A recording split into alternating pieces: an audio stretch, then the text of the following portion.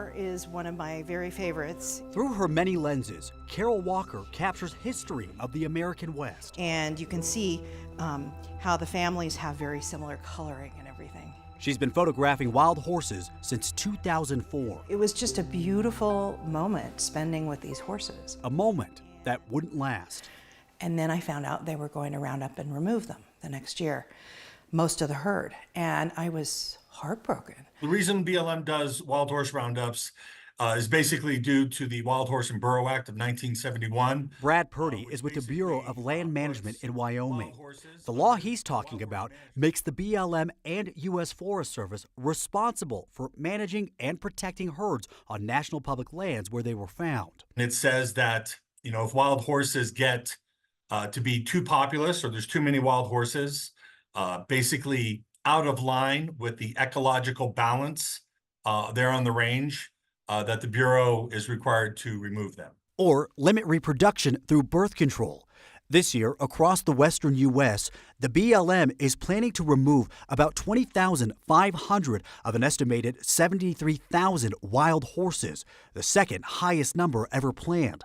This, coupled with an estimated 64,000 currently in some type of government holding, means a significant amount of work for both the BLM and advocates. It's a very dangerous process. There are two kinds of removal, and each side sees it very differently. One is more controversial, using a helicopter.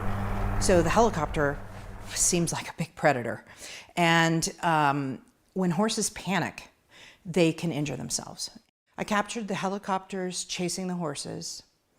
I captured them being pushed into this pen, and the horses calling for each other.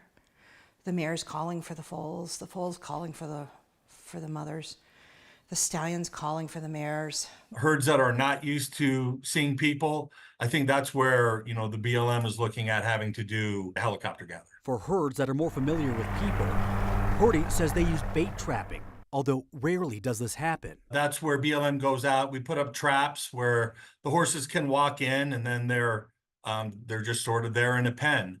They've got hay and water and things like that. They often break legs and necks when they go into these pens because they're not used to being in a pen, they're not used to being confined, and they're not used to being panicked in a small area. Without measures like these, Purdy says rangeland conditions will deteriorate, affecting recreation, cattle grazing, and, under certain agreements, energy development. Walker fears if roundups continue, the number of wild horses will fade away too. They look like they're the same color right now. After roundups, some horses like these three are adopted to homes like Carol's. I know, I have cookies. Yes, I do. Others aren't so lucky, sometimes ending up in long-term pastures or auctioned off to someone who could possibly send them to a slaughterhouse.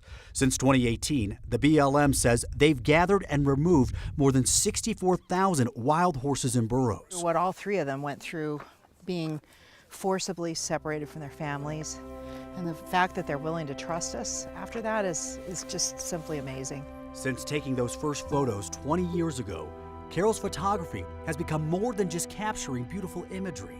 Now, preserving history. I love pictures of running horses, but when I like running horses is when they're just running for the pure love and joy of it. Now, one other kind of herd management is something that both sides seem to favor. It's called PZP, and it's a form of birth control given to horses through a dart. Walker and other advocates say that this should be the only measure the BLM uses to control herd sizes, making for fewer injuries and allowing families to stay together. But Purdy argues it's not a one-size-fits-all solution.